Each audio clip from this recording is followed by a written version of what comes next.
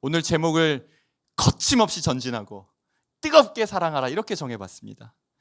이 학기를 시작하는 첫 주일 예배의 설교 말씀이 거침없이 달려가기 위해서였고, 이 말씀을 듣고 여러분 가슴이 뛰지 않으셨습니까? 늘 지평설, 지구는 이 평면으로 되어 있어서 지평설 믿는 사람처럼 도전하기를 머뭇머뭇거리고 나 자신의 한계를 느끼고 있었는데, 이제 그 말씀을 들으면 저도 다짐하게 되는 거예요.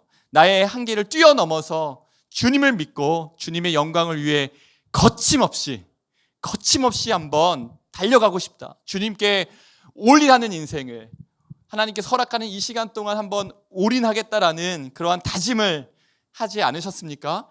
거침없이 달려가기 위해서라는 말씀을 듣고 이제 지평선이 쫙 펼쳐지면서 그러한 이미지를 떠올리게 됩니다. 저희 모두가 출발선에 서 있는 것이에요. 출발선에 서 있고 저 바다 끝을 향해 거침없이 달려가기 위해 준비하면서 이제 가상의 결승선, 가상의 목표 지점을 그려놓는 겁니다. 달리기의 규칙이 무엇인가요? 올림픽에서는 금메달, 은메달, 동메달 순위를 정해놓고 정해진 구간을 100m, 500m, 1500m 가장 빨리 도착한 사람에게 메달을 수여합니다. 어렸을 때 이렇게 달리기 시합을 하면 결승선에 도착하면 선생님이 이렇게 1등으로 들어온 친구, 2등으로 들어온 친구 하면서 손목에 이렇게 도장 찍어주지 않았습니까? 도장 받아보셨어요? 이 도장 너무 받고 싶어서, 왜냐하면 도장마다 상품이 다르거든요. 선물이 달라요. 그런데 우리가 오늘 꼭 기억해야 되는 것은 하나님 나라에서 거침없이 달려가는 경주와 이 세상 경주가 다르다는 것입니다.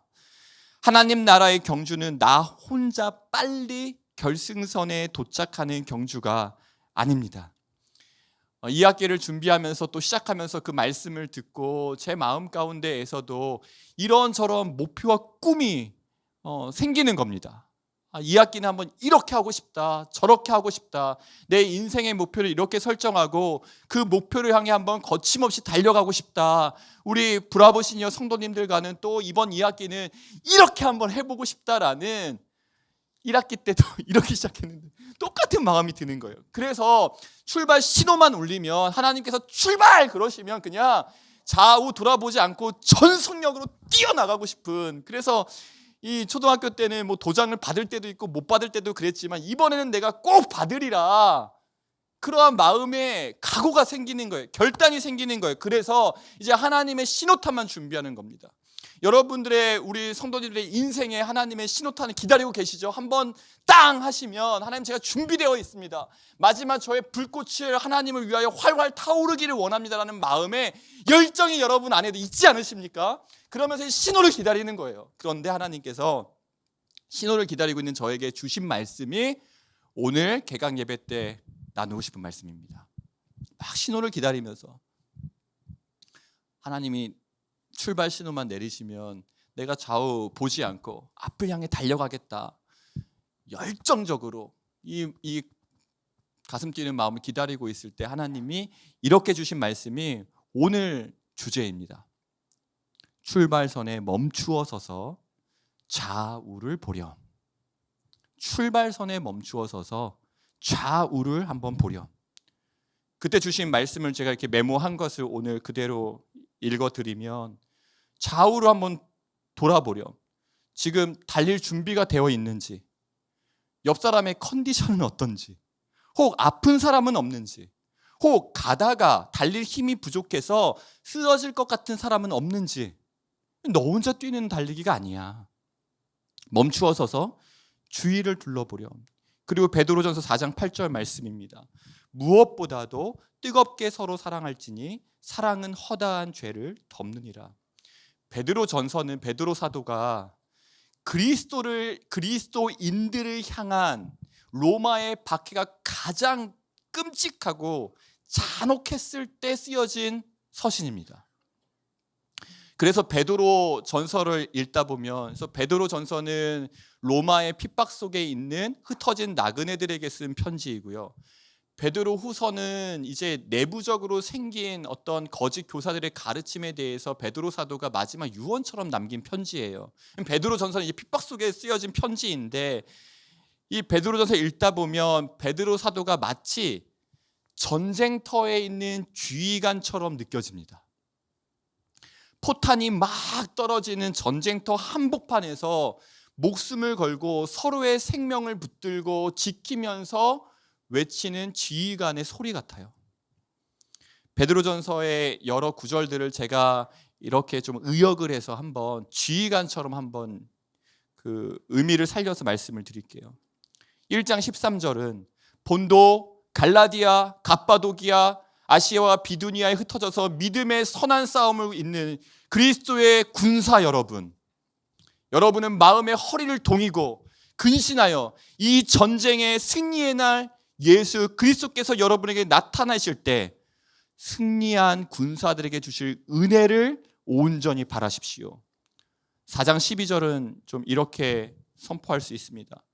만약 이러한 참혹한 전쟁의 한복판에서 누군가가 피를 흘리고 누군가가 쓰러지고 만약 여러분을 연단하려고 오는 불시험이 있다면 이것을 이상하게 여기지 말고 오히려 그리스도의 고난에, 그리스도의 전쟁에 참여하는 것을 즐거워하십시오. 이 모든 전쟁이 끝나고 나면 승리하신 주께서 영광의 날에 여러분과 함께 즐거워하고 기뻐할 것입니다. 이 전쟁터에 있는 장수 같잖아요. 4장 7절에도요. 만물의 마지막이 가까이 왔으니 그러므로 군사 여러분 너희는 정신을 차리고 근신하여 기도하십시오. 계속해서 경각심을 일으켜주는 겁니다. 이러한 메시지들이 베드로전서의 교훈이에요. 그런데 이 정점에서, 이러한 교훈의 정점에서 전쟁의 한복판에서 베드로 사도가 모든 흩어진 나그네들에게 예수 그리스도의 뜨거운 마음을 품고 간곡하게 호소하는 것이 뭐냐면 바로 무엇보다도 뜨겁게 서로 사랑할지니, 마음을 동이고 허리를 동이고 근신하여 깨워서 예수 그리스도 온전히 바라보며 이 전쟁터와 같은 상황 가운데 여러분 승리하십시오라고 외치면서 베드로 사도가 이야기하는 것이 무엇보다도 뜨겁게 서로 사랑할지니 사랑은 허다한 죄를 덮습니다라는 교훈입니다. 전쟁의 한복판에서 오늘날도 그렇잖아요. 마지막 때가 가까워질수록 믿음의 시험도 거세지고 마귀는 우는 사자와 같이 삼킬 자를 찾고 있는 이때에 우리가 허리를 동여야 되고 깨어 있어야 되고 기도에 전념해야 되지만 오늘 베드로 사도가 우리에게 교훈하는 것은 서로 사랑하라라는 것입니다. 초대 교회가 이후에 세워지는 모든 교회들에게 동일하게 주는 교훈도 동일합니다. 제가 사도행전 2장 46절 47절 말씀을 읽겠습니다. 날마다 마음을 같이하여 성전에 모이기를 힘쓰고 집에서 떡을 떼며 기쁨과 순전한 마음으로 음식을 먹고 하나님을 찬미하며 또 온 백성에게 친송을 받으니 주께서 구원받는 사람을 날마다 더하게 하시니라. 초대교회의 상황이 그렇습니다. 언제 내가 사랑하는 가족이, 언제 내가 사랑하는 우리 가족 공동체 교회의 성도들이 감옥에 끌려갈지 화형대에 올라갈지 모르는 상황 가운데 그들은 한쪽에서는 눈물이 흐르고 한쪽에서는 주님을 기뻐하면서 떡을 떼며 교제하였습니다. 여기서 떡을 떼면은 집에 가서 혼자 식사했다가 아니잖아요. 같이 모여서 무한하신 하나님의 사랑을 나누며 환난과 공고와 핍박과 박해 상황 가운데 끊임없이 한 믿음을 가진 서로를, 한 소망이 되시는 주님을 붙들고 계속해서 격려하고 지지하고 또 축복하고 응원하고, 그러면서 예수를 믿는 이유 하나만으로 고난을 받는 그 어려운 박해의 시간을 승리한 것입니다. 우리 모두에게는 위로가 필요합니다. 우리 모두에게는 서로를 향한 격려와 지지가 필요합니다.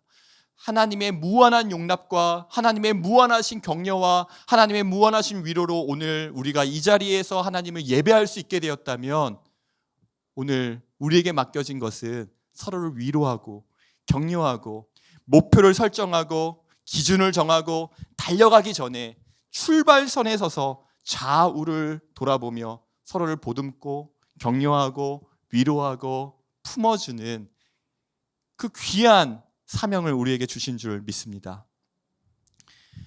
데살로니가 전서 말씀 또한 그리스도인들이 마지막 때를 어떻게 살아야 되는지 교훈해 줍니다. 바울 사도가 우리에게 교훈하는 말씀을 제가 한번 읽어드리겠습니다. 데살로니가 전서 5장 13절 14절인데요. 또 형제들아 너희를 권면하노니 게으른 자들을 권계하며 마음이 약한 자들을 격려하고 힘이 없는 자들을 붙들어주며 모든 사람에게 오래 참으라. 마지막 때가 가까울수록 이 믿음의 시험과 핍박이 점점 거세어지니까 힘이 이렇게 빠지는 성도들, 한번 이제 개종한 성도들도 많았고 이방인에서 처음 예수 그리스도를 구주로 고백한 성도들도 많았고 데살로니가 교회 초창기부터 믿음을 유지한 성도들도 많았을 텐데 마지막 때가 가까울수록 이 핍박과 믿음의 시험이 점점 거세어지니까 여기 성경의 표현은 마음이 약한 자들이 생기고 힘이 없는 자들이 눈에 보이고, 그런데 성경이 교훈하는 것은 무엇입니까? 마음이 약한 자들을 격려하고 힘이 없는 자들을 붙들어주며, 그러면 나에게 주신 힘이라는 것은 무엇을 위한 힘입니까? 힘이 없는 자들을 붙들어주라고 주신 힘인 거예요. 우리가 덜 논리적이고 더 사랑하라고 하신 이 말씀을 이루기를 간절히 원합니다. 저도 위로와 격려가 필요하고요. 또 우리도 주 안에서 한 믿음을 가지고 한 소망을 달려가는 예수 안에서 형제된 서로에게도 위로와 격려가 필요합니다. 저는 이번 월요일날, 주일날 목사님 설교 말씀을 여러 번 반복해서 들었습니다.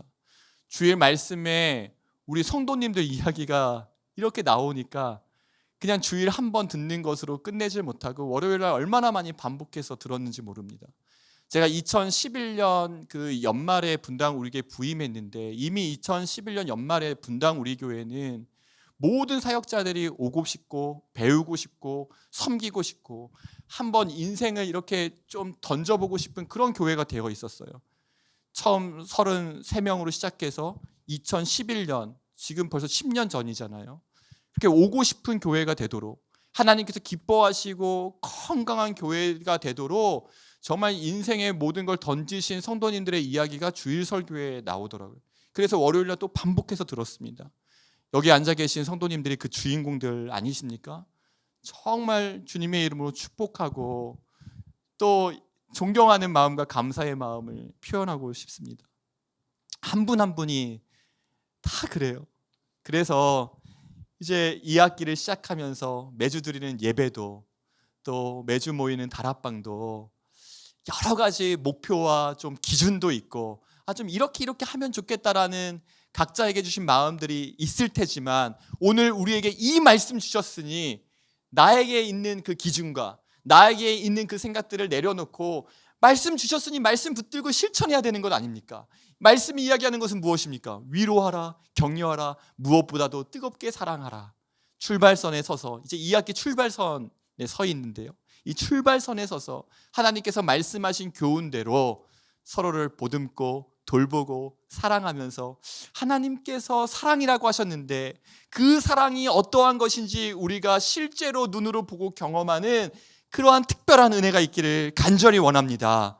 그래서 출발을 울리는 총소리를 기다리는 마음에서 바로 내 옆에 있는 지체들이 달릴 준비가 되어 있는지, 혹 달리다가 지쳐서 쓰러지면 어떨까 함께 걱정해주며 충분히 여유를 갖고 돌아보고 기다려주고 보듬어주고, 그러한 공동체를 정말 맛보기를 간절히 소망합니다.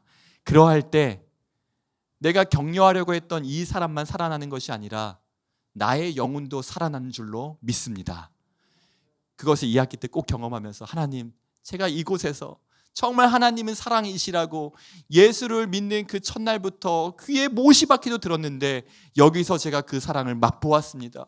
그 사랑의 은혜가 얼마나 큰지, 그 사랑의 힘이 어떻게 한 영혼을 살리고 세우고 한 사람의 인생을 뒤바꿔 놓으며 냉랭하고 차갑고 단단한 마음을 어떻게 그리스도의 사랑에 부드럽게 녹이는지, 가르치고 훈계하고 판단하고 경각심을 줄 때 바뀌는 것이 아니라 하나님의 사랑의 그 심령 가운데 닿았을 때 인생이 바뀌어지는 그 변화의 역사를 우리가 맛보기를 원합니다. 그래서 저희는 서로 보면 뭐든지 용납할 수 있는 공동체, 뭐든지 품어줄 수 있는 공동체, 그래서 이곳에서 정말 그리스도의 사랑을 맛보기를 간절히 원합니다.